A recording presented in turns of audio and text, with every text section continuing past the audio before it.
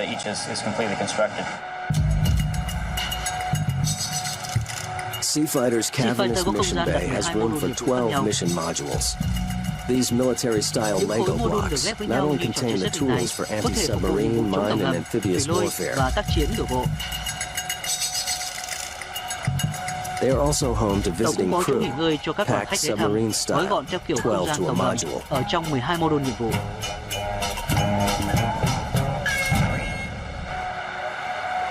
But the real business Bộ phận end quan of trọng this nhất của tàu chiến warship hiện is đại its này stern. triển khai ở phần đuôi tàu. The stern ramp can Bộ launch thăm and nâng đuôi recover tàu rigid có hull thể thả và inflatable thu những boats phương up to tiện dài hơn 36 10 feet in mét, có tốc length, độ while 10 hải lý traveling at một up to giờ. 10 knots. The stern ramp is very unique Bộ in the thăm nâng đuôi world. tàu này With là 3 độc nhất people vô on the nhị stern trên thế ramp as a giới. stern ramp crew, we can speed up Chỉ cần to 3 a người vận hành, contact, stop có thể tăng immediately, tốc lower độ, the ramp, put the boat in the water, and bắt vào it's tàu và all thu tàu done in a lại matter trong of about khoảng 5 5 phút. minutes. It's an Một absolutely hệ thống vô wonderful cùng tuyệt tool. vời.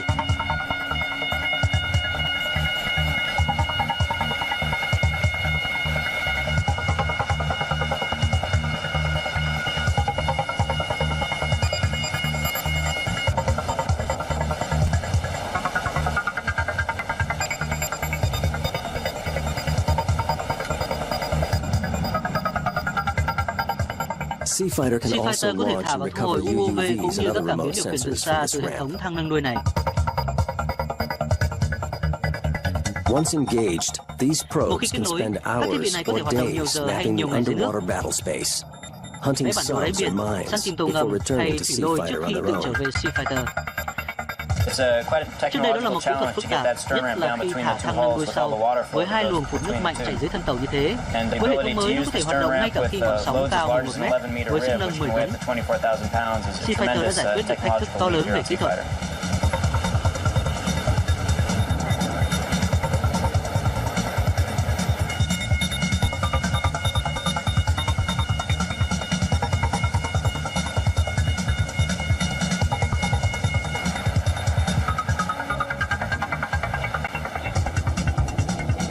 Guarding America's Bảo vệ các khu vực littorals ven has biển của long been Mỹ the job từ of the lâu thuộc Coast trách nhiệm Guard, của lực lượng which tuần takes a duyên. keen interest Họ đã in thể hiện sự quan Seafighter. tâm đặc biệt tới Seafighter.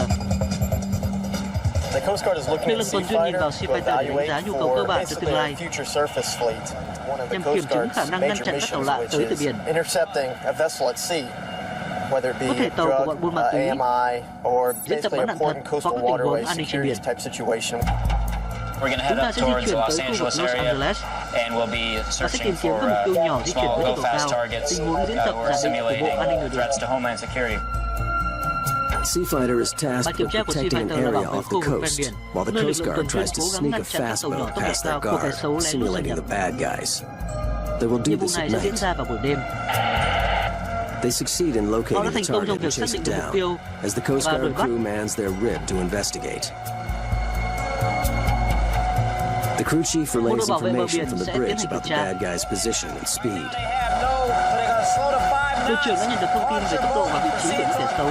Mục tiêu di chuyển cách chúng ta 5 hải lý về phía bắc. Các anh cần tiếp cận mục tiêu kiểm tra và nghe thông tin chỉ dẫn qua radio. Special Một thiết bị đặc biệt low-intensity tăng cường độ nightlights sáng để illuminate the chiếu thang stern nâng đuôi ramp. tàu. Thả cano đã rời tàu.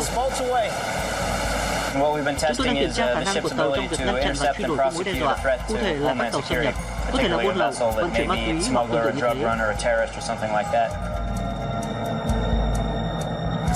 Đây là một trong những nhiệm vụ khó khăn mà lực lượng tuần duyên phải đảm trách. Khi gia nhập hải quân hay lực lượng tuần duyên, bạn sẽ phải tiến hành những công việc đặc biệt. Digesting the Sau khi sắp results xếp of one phân loại khoa mục diễn exercise, tập, the Navy hải moves quân on chuyển to tiếp sang một another. khoa mục khác, đó là thử nghiệm tốc độ High-speed cao sea trên biển. trials. Driving this at 50 knots Thử is nghiệm like hoạt động này giống như playing một trò video game đắt tiền very vậy. expensive video game. Bắt đầu tăng tốc, khởi động động cơ tua bin khí, chuyển sang chế độ động cơ tua bin khí. Tàu bắt đầu kiểm tra di chuyển tốc độ cao. 10 hải lý, 20 hải lý, 50 hải lý. At top speed, Mọi a thứ pair dường như of gần eyes hơn must khi be ở on the tốc độ water cao hơn. ahead at all times. Eyes up. Eyes down in the binos. 20 knots. Helicopter crossing in front of us. Eyes down in the binos. Eyes up. 50 knots. Maintaining. Low hover. Yes, low hover. Looks like there's a smoke float right in front of it.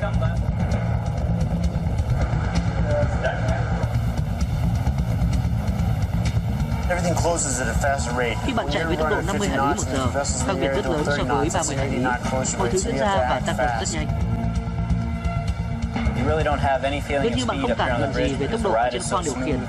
Until Với you tàu go down di chuyển below, quá êm, somewhere a little bit cảm closer giác to the khác water hẳn line, khi and look quan sát over the thực tế side ở and bên see how ngoài. fast you're really going.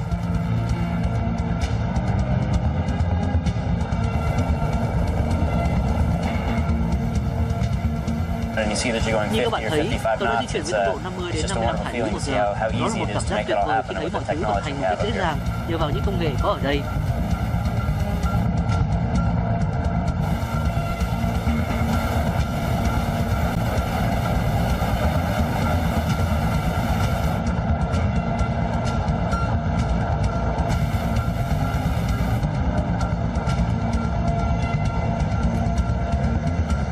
Seafighter's next test, helicopter operations. Well, flight deck certification is a process where we go out and we bring on a helicopter for the very first time onto our flight deck. And the helicopter comes out and looks at various wind conditions across the deck to figure out what the best approach paths are and how much wind they can safely land in. The point is to be able to launch and recover a helicopter while the ship is doing its mission. So as we're moving through the water, we don't need to interrupt what we're doing already in order to launch and recover the helicopter. The flight control tower is located directly above the bridge. LS8 port to starboard aft, spot 2. X-Craft provides big helicopters like this H-60, a pit stop, refueling, or resting weary crews.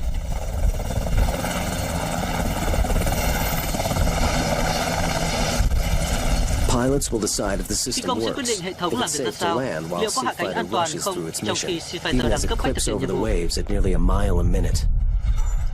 We're here to Cho dù evaluate là how băng qua well các the đợt sóng với tốc độ H-60 lên lands tới on 1 board hải lý một phút. Seafighter.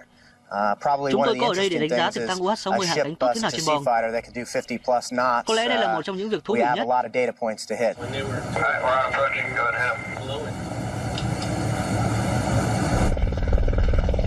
Also, Một it tàu has như pretty Seafighter small có thể chạy với tốc superstructure, độ so hơn pilots 50 when they hải come lý in, một they giờ. have a reduced reference, especially on Chúng the tôi cần aft thu thập spot. nhiều It's dữ kind of liệu like trong thử nghiệm. landing on a Trước đây chúng postage tôi phải stamp đáp and trên seeing những sàn nothing đáp but the tàu rất water. nhỏ. Dù tàu chiến đó khá đồ sộ, Certainly, it's a nhưng fairly Seafighter stable có diện tích platform sàn with đáp a lớn, catamaran hull. rất ổn định để cất và hạ cánh.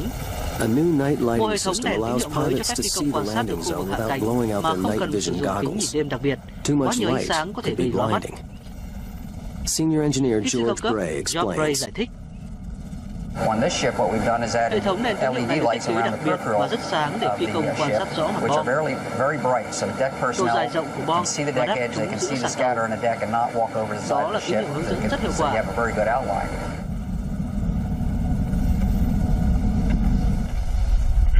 Gió ngược phải 0,7, tốc độ 9 hải lý. Mặt bom hoàn hảo. Pilot, he sees them as kind of a Với phi dull công, line that goes around hệ the thống ship tín hiệu này instead of được this bố bright trí light xung that quanh we sàn tàu typically với see. cường độ sáng hợp So lý. as a consequence, we Không giống như can cảm nhận service chói the mắt deck của những người community đứng so trên they can bom. do their function and the pilot can have Phi a công có light thể that's dễ dàng hạ compatible for cánh what mà he's không trying cần to thiết bị trợ accomplish. giúp đặc biệt. Most of Thường the chúng fleet tôi is phải now sử dụng using kính nhìn night đêm, vision goggles, vì so we're thế looking tìm for ra giải pháp solutions không that chỉ giúp hạ not cánh trên only tàu an toàn help khi land không on có the sự boat hỗ when trợ, you're unaided, but also mà còn là một have hệ thống systems ưu that việt are hơn sử dụng compatible kính enough nhìn with the đêm, goggles that you can actually have them up at giúp phi công reasonable tiếp cận và hạ intensities cánh when dễ you're dàng. approaching the ship. There's a lot of new Rất nhiều công nghệ mới technology trên on con this tàu này, ship vì thế chúng that tôi we cho rằng think is rất thú vị, interesting and promising hứa hẹn và that hữu ích với đội ngũ benefit thủy the thủ đoàn fleet của if tàu. it got onto other vessels. The night lighting Hệ system thống đèn tín passes hiệu mới its đã trải tests, qua bài kiểm tra. and another first is chalked up. The helicopter Trực thăng hạ lands cánh while the tốt ship khi tàu di chops chuyển through the trên biển với seas tốc độ at hơn 50 50 hải lý knots. một giờ. Seafighter Seafighter claims được the coi là title sàn is đáp the trực thăng nhanh fastest nhất của flight quân deck Mỹ. in the Navy. Everything we do Mọi thứ when we chúng tôi learn làm something new, là luôn học and the hỏi people những here thứ to mới observe the nhất và tất exercise cả has những learned người ở something đây about how we có go cơ about hội a trải task. qua các bài diễn tập thực tế để The hoàn thành learning nhiệm vụ. curve has been Chương tremendously trình học hỏi steep đòi hỏi rất because sâu there và is no nhanh other vì ship không like có một this chiếc tàu in nào the như thế world. này trên thế giới. Seafighter very quickly Seafighter không proves mất nhiều thời gian để itself, chứng and tỏ khả like năng. any weapon, Giống như she's bất a cứ một work hệ in thống vũ khí nào, progress. con tàu liên tục được hoàn Based thiện. on its Dựa trên những success, thành a công đã new có, class of một lớp tàu littoral tác chiến ven combat bờ ship đã has bắt đầu được begun. phát triển. Open Kiến architecture, trúc mở mang total đến những thiết kế flexibility of rất linh hoạt. design. We've just gone the Chúng tôi contract vừa ký with hợp two đồng với hai competing nhà thầu designs, one là from Lockheed Lockheed Martin Martin, và one from General General Dynamics. Dynamics. Lockheed Phương án Martin's của Lockheed littoral Martin combat ship is sẽ a thiết kế thân lượng truyền semi-planing thống monohull nhưng lắp động and cơ powered diesel và like tua bin khí X-Craft phản by lực nước both giống diesel như and X-Craft. gas turbine-driven water jets.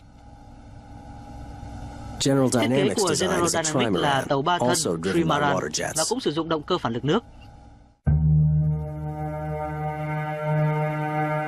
These new Chiếc tàu chiến mới dài 380-foot gần 100 mét vessels, này based được phát upon triển the dựa trên những kinh X-Craft nghiệm rút ra từ Seafighter dự án chế tạo experience, và thử nghiệm may X-Craft. potentially Số lượng become a đặt hàng fleet có of thể up lên to tới 60 60 chiếc, ships that biên prowl chế the cho lực lượng tuần coasts. duyên. These littoral Tàu tác combat chiến ven ships biển may này not có look thể like không giống Seafighter, Seafighter, but they will be nhưng close chúng là anh em cousins. của nhau. highly với maneuverable, khả năng thao diễn able linh to hoạt switch cao, out có mission thể thay đổi modules các mô đun within nhiệm vụ 24 trong vòng hours, 24 giờ, transit between băng qua đại continents without dương mà refueling, không cần tiếp nhiên and liệu, then race to battle stations di at chuyển sprint tới khu speeds vực tác well chiến over với tốc độ 40 hơn 40 knots. hải lý một giờ. Their top speed Tốc độ tối đa của nó is được giữ bí mật. classified. All these Tất ships cả những con promise tàu to này be hứa hẹn game sẽ làm thay đổi changers cuộc for the chơi của hải Navy. quân Mỹ. Game changer is Thay đổi cuộc chơi là thực hiện những nhiệm things vụ theo một in a cách thức new mới chưa way từng có trước đây. that hasn't been done before, that puts Đẩy những kẻ potential thù tiềm năng vào actual thế phải phòng enemies thủ, on the defensive, rocks bộc lộ them gót chân back asin của chúng. on their heels. We Chúng tôi tin believe rằng that Sea Fighter as mỗi a thử nghiệm của Sea prototype, Fighter hay as những sản risk phẩm hoàn thiện sau reduction này for sẽ dạy littoral cho chúng tôi combat những bài học giá trị will teach us those valuable lessons as cách to thức how nên đóng we tàu, should vận build, hành, kiểm soát và operate, trang bị các man, tàu. and equip our ships Từ đó, Hải so quân that Mỹ the và United đồng minh States có thể Navy kiểm and soát our vùng ven allies biển, are able to những khu vực control tác chiến khó the khăn. littorals, which is really a tough place to fight. With its helos, Với with các công its nghệ, thiết offboard bị cảm biến sensors, và vũ with khí its hiện đại, weapons, nó sẽ là một phương tiện it's kiểm going soát to vượt be trội. a very mean hombre.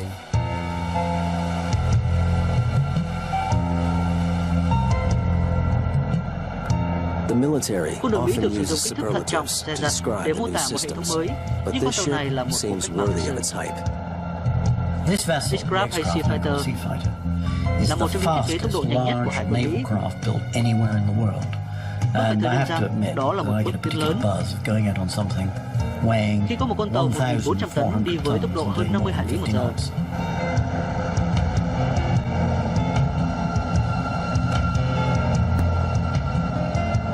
The ships that we're con tàu này mang experimenting đến for, những trải littoral nghiệm khác combat biệt ship, của một phương tiện tác is chiến mới, absolutely going rõ to be ràng nó mở the ra way tương of the lai cho future Hải for the quân. Navy. Với các công nghệ Optimal hiện manning, đại, nhân using sự just the nhỏ right gọn number vận of hành, people for the job, building sự ships đóng and tàu tiến weapon hành đồng systems thời với quá trình phát simultaneously triển so that hệ we thống don't vũ have khí. to use old technology in ship construction. There's both the Navy Con tàu of này the chính là future tương lai and của lực lượng tuần future. duyên, Speed di to chuyển get to nhanh where tới you nơi need, cần thiết, giúp bạn kiểm litoral soát mặt biển. to get you in shallow waters. Modular Thiết kế mở design where cho you phép nó can thay đổi mô đun tác change chiến your trong missions thời at gian any cho given phép. time. Admiral Cohen knows the Navy Ông has hiểu taken Hải an quân Mỹ đã có một oceanic bước step tiến dài tới forward tương lai as với X-Craft, X-Craft, now mà nay có Sea tên gọi là Fighter, Sea Fighter, rides the đang lướt trên wave những of con the sóng future. hướng tới tương lai.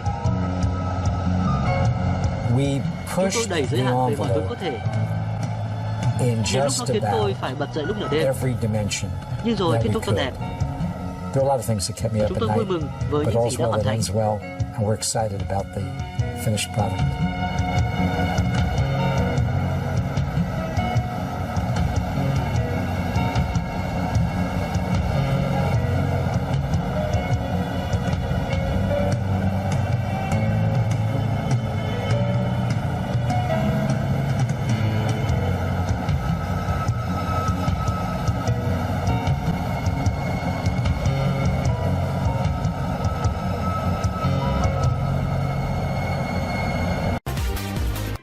Cảm ơn các bạn đã theo dõi video. Hãy nhớ bấm đăng ký để theo dõi thêm nhiều video mới. Chúc bạn luôn vui vẻ.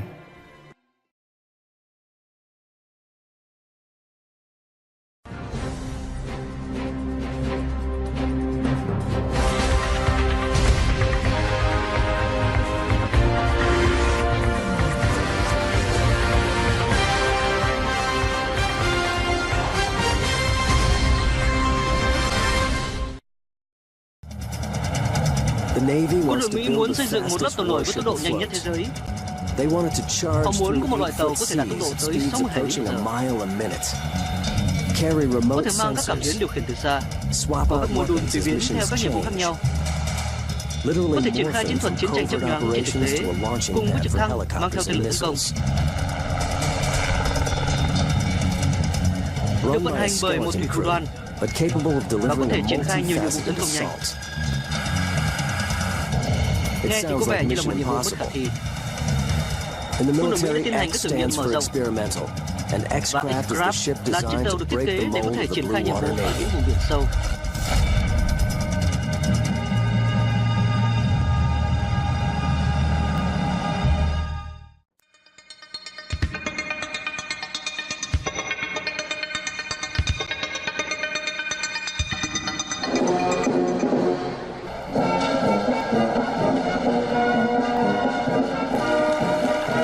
Two years from 2 năm kể PLA từ to khi dự án được trình acceptance, duyệt, thông qua ngân sách, thiết kế, sử dụng các tàu thương mại để thử nghiệm trên biển, làm tất cả những gì có thể. Chúng tôi tin đây là chiếc tàu hải quân lớn nhất, nhanh nhất, hoạt động tốt ở vùng biển sâu. Đó là một sự chuyển hóa mang tính cách mạng.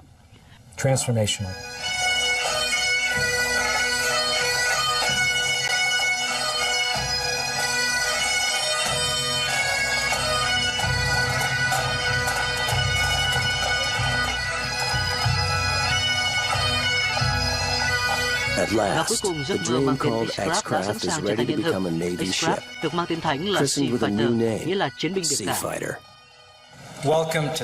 Chào mừng tới lễ hạ thủy chính thức của con tàu mới, đặc biệt chào mừng các cán bộ và các thuyền viên vận hành của Sea Fighter. Một ngày vô cùng tuyệt vời của Hải quân Mỹ.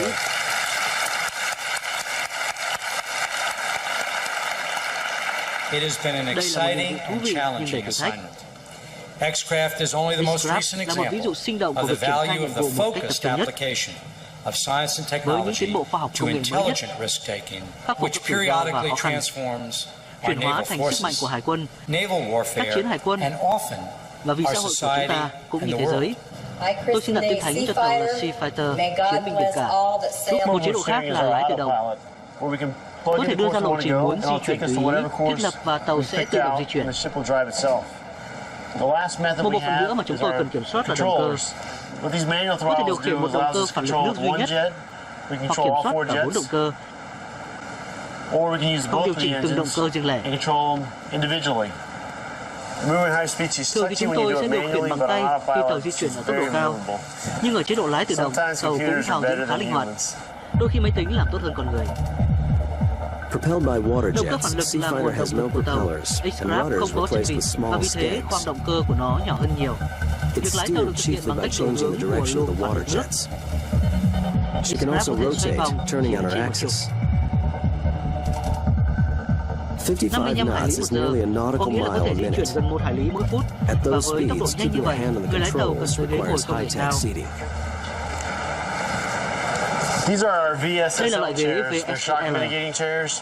The shock mitigating features allows Một loại to ghế đặc compensate biệt. for heavy seas. Nó có các đặc điểm When you rất sit ưu in việt. them, you actually have a harness you can harness yourself in. Main purpose Loại ghế is to này giúp reduce giảm nguy injuries cơ at chấn high thương speeds. khi tàu di chuyển ở tốc độ cao. This is Xét toàn wildly diện, and đây là một state-of-the-art. tuyệt There's tác. no other bridge out there like this. Sea Fighter's power plant is also state of the art, as well as unmanned. Although it's closely monitored by Chief Engineer Daryl Ritchie. We're currently in the starboard engine Đây là room khoang on động board cơ Sea vận hành của Fighter. tàu Sea Fighter. Both port and starboard hulls have identical equipment in both engine Chúng tôi có rooms. hai động cơ One main diesel propulsion và hai động cơ diesel tua bin and two khí. ship service diesel generators. The diesel Động cơ engines diesel used for sử dụng slower khi tàu chạy speeds ở tốc are độ so thấp và efficient hiệu quả đến they mức can cross tàu an có thể vượt ocean qua đại without dương mà refueling. không cần thiết nhiên liệu. Housed in a silver Phòng động cocoon cơ of được heat bọc and trong một noise lớp kén insulation bạc are the nhằm giảm gas thiểu độ ồn turbine của động cơ engines. tua bin khí. Similar to the jets on a Tương tự như high-flying động cơ phản lực Boeing 747, 747, each cranks out mỗi động cơ này 33,000 có sức mạnh horsepower when 33.000 Sea sức Fighter lượng. wants to sprint at top speed. Four powerful Khi Sea pumps, Fighter di two in chuyển each tốc độ tối hull, đa, 4 suck vòi sea bơm cực water mạnh, through 2 vòi intakes đặt at the nối bên bottom of tàu. the ship. Drive shafts from the Đón nguồn nước engines đầu turn vào từ dưới impellers đáy tàu. inside the water jets, forcing Chuyển the vào water động out cơ. of the stern. Và Together, hình they thành can lực đẩy fill ở the phía đuôi average tàu. family swimming pool to the brim, pushing 9 Độ phản tons lực of nước có water thể in bơm just 9 1 tấn nước mỗi second. giây. By Bằng việc điều vectoring the chỉnh flow vector of luồng đẩy, water, the ship tàu can có thể thao maneuver diễn in linh any hoạt trên mặt direction. nước. Sea Fighter is Sea the Fighter là largest tàu hải naval quân vessel lớn nhất sử powered dụng by động cơ water phản lực nước. jets. In combination, Kết hợp the giữa động cơ diesel and diesel gas và turbine turbine khí, engines threaten tàu có enemies thể with đe both dọa đối speed phương bằng tốc độ and và sự bền endurance. bỉ. Chief Engineer Khu vực điều Ritchie's khiển của control kỹ sư trưởng console Ritchie allows a cho phép một skeleton nhóm crew thủy to thủ có thể manage dễ all dàng quản lý systems mọi on hệ this thống trên chiếc complex tàu phức tạp warship. này. The combination of gas turbine or Tôi nghĩ sự kết hợp giữa động cơ with diesel the và tua water bin khí jet trên Sea Fighter propulsion là on điều board tuyệt Sea vời của hải Fighter quân. is, I think it's a great place to go for the Navy. It's where we're going in the 21st Nó century. nâng hiệu suất lên thêm 20%. All my previous ships, each engine Tất cả room các tàu trước or đây tôi làm fire việc, room, machinery khoang động space cơ have cần been từ manned 7 with đến at 10 least người giám sát và phải 7 là to nam 10 giới. person watch Nhưng ở team. đây chỉ cần And một here người on vận Sea hành. Fighter, this is a one-man operation. Therefore, we have Chúng tôi có các closed-circuit camera television giám cameras sát in ở each tương khoang space. And we và have the hệ thống MCS kiểm 5 soát hỏa control hoạn system here on the MCS. bridge. We can Có monitor thể điều chỉnh pressures, nhiệt độ, áp temperatures suất throughout trong the từng động plant. cơ. take control of valves, start and start kiểm soát pumps các as van điều khiển, necessary. We can transfer fuel bơm lượng nhiên liệu cần thiết and load and và các unload yếu tố khác generators cần as the thiết. ship requires from this station. This is the Đây most là hệ thống động advanced cơ tân tiến engineering nhất mà tôi plant từng I've làm ever been việc. associated with. Tôi rất I thích love nó. it. It's been quite some time since a Cũng đã khá completely lâu new ship mới có một concept ý has come tưởng along in chủ the đạo Navy. hoàn toàn mới đến với Ships Hải have quân. been Trong một run thời very gian much dài, the same các way tàu chiến for được quite đóng a và long vận hành time, theo cùng một trường and phái. this is the first time ever really Đây là lần đầu that the tiên Navy Hải has quân quyết decided định to phát build triển nhiều hệ thống mission chiến khác nhau systems trên and the cùng một ship thiết kế, separate of each other giải and quyết then bring từng them nhiệm vụ together thực tế khác nhau. once each is completely constructed. Seafighter's cavernous có không mission gian đặt bay has 12 room mô for đun nhiệt vụ khác 12 nhau. mission modules. These military-style Những Lego khối mô đun được blocks ghép với not nhau only như trò contain chơi the setting này tools for có thể phục vụ anti-submarine, nhiệm vụ chống tàu mine, and ngầm, amphibious thủy lôi warfare. và tác chiến đổ bộ. They are also home to Tàu cũng visiting có chỗ nghỉ crew, ngơi cho các đoàn packed khách ghé thăm, submarine gói style, gọn theo kiểu không 12 gian to a tàu ngầm module. ở trong 12 mô đun nhiệm vụ.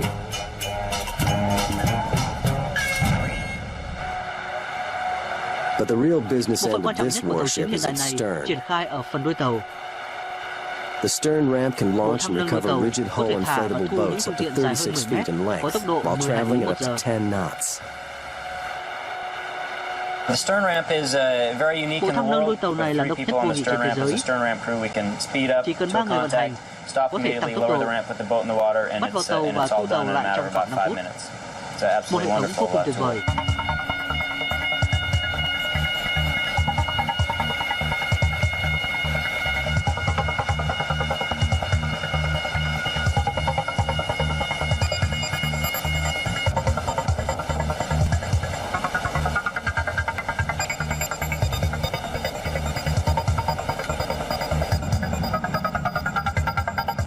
Seafighter can also Seafighter có thể launch thả and và thu recover hồi UAV UUVs cũng and như other các cảm biến remote điều khiển từ sensors from xa this từ hệ ramp. thống thang nâng đuôi này. Once engaged, these Một khi probes kết can nối, spend các thiết bị hours này có thể or hoạt động nhiều days giờ hay mapping nhiều the ngày dưới nước, underwater battle space, hunting vẽ bản đồ đáy subs or biển, săn mines tìm tàu before ngầm hay returning to thủy lôi trước Seafighter on khi their tự trở own. về Seafighter. It's quite a Trước đây đó là một technological kỹ thuật challenge to phức get tạp, that stern nhất ramp là down khi between thả the two thang nâng hulls đuôi with all the sau water flow với that hai goes luồng phun nước between mạnh the chảy two. dưới thân tàu như thế. And the Với hệ ability thống to mới nó use có the thể hoạt stern động ngay ramp cả khi with ngọn sóng loads cao as hơn large 1 as mét 11 meter với sức rib, nâng which 10 can weigh tấn. up to 24,000 pounds, is a Seafighter đã tremendous giải quyết được thách thức technological to lớn feat về here kỹ at thuật. Seafighter.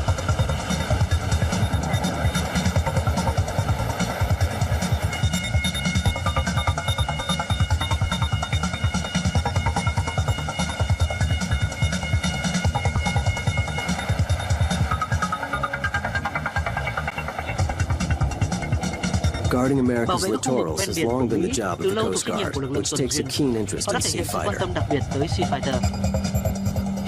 The Coast Guard is looking Lực at lượng tuần duyên nhìn vào Seafighter to Seafighter để đánh giá evaluate nhu cầu cơ for bản cho basically tương a lai, future surface fleet. One of the nhằm Coast kiểm chứng khả Guard's năng ngăn major chặn các tàu missions, lạ tới which từ is biển. intercepting a vessel at sea, whether it Có thể be tàu của bọn drug, buôn ma túy, AMI, or diễn tập basically bắn đạn thật important hoặc coastal các tình huống waterway an ninh trên securities biển. type situation.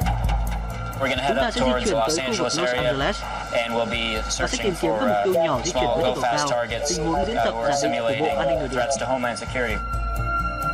Seafighter is Bài tasked kiểm with tra của protecting an Seafighter là area bảo vệ off khu the vực ven coast, biển, while the nơi lực Coast lượng Guard tuần duyên tries to cố gắng sneak a ngăn chặn các fast tàu nhỏ boat tốc độ past their cao của kẻ xấu guard, lén lút xâm simulating nhập. the bad guys. They will do Nhiệm vụ this này at sẽ diễn night. ra vào buổi đêm. They succeed in Họ locating đã the thành công trong target việc and xác chase định it được mục tiêu down, as the Coast và đuổi Guard bắt. crew mans their rib to investigate. The crew chief Một đội relays bảo vệ bờ information biển from the sẽ tiến bridge hành about kiểm the tra. bad guy's position and speed. Đội trưởng đã nhận được thông tin về tốc độ và vị trí của những kẻ xấu. Mục tiêu di chuyển cách chúng ta 5 hải lý về phía bắc. Các anh cần tiếp cận mục tiêu kiểm tra và nghe thông tin chỉ dẫn qua radio. Special Một thiết bị đặc biệt low-intensity tăng cường độ nightlights sáng để illuminate the chiếu thang stern nâng đuôi ramp. tàu. Thả cano đã rời tàu. And what we've been Chúng tôi đang testing kiểm is tra khả the năng của ship's tàu trong ability việc to ngăn chặn và intercept truy and đuổi các mối đe prosecute dọa, a threat cụ to thể là các homeland tàu xâm nhập, security, có thể là particularly buôn a lậu, vessel vận that chuyển may ma be túy a hoặc smuggler, tương tự a như drug thế. runner, a terrorist, or something like that. Considering it's a Đây night là một trong những evolution, nhiệm it's vụ one khó of khăn mà lực the lượng more tuần duyên difficult phải đảm evolutions trách. that the Coast Khi gia Guard nhập does, hải quân and hay lực lượng the tuần Joint duyên, Navy bạn sẽ Coast phải Guard tiến hành crew những did công an việc đặc biệt. exceptional job. Digesting the Sau khi sắp results xếp of phân one loại khoa mục diễn exercise, tập, the Navy hải quân moves chuyển on to tiếp sang một another. khoa mục khác, đó là thử nghiệm High-speed tốc độ sea cao trên biển. trials. Driving this at 50 knots Thử is nghiệm like hoạt động này giống như playing một trò video game đắt tiền. very expensive video game. Bắt đầu tăng tốc, khởi động động cơ tua bin khí, ủng hộ con tàu và thủy thủ đoàn của nó.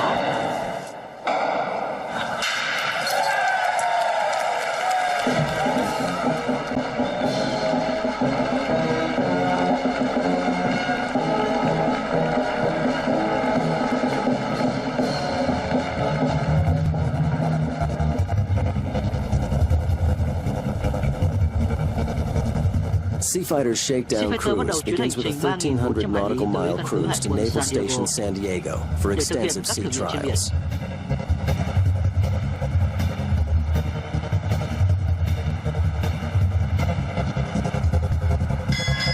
The honor of being Sea Fighter's first commander goes to Brandon Bryan, his first ship's command.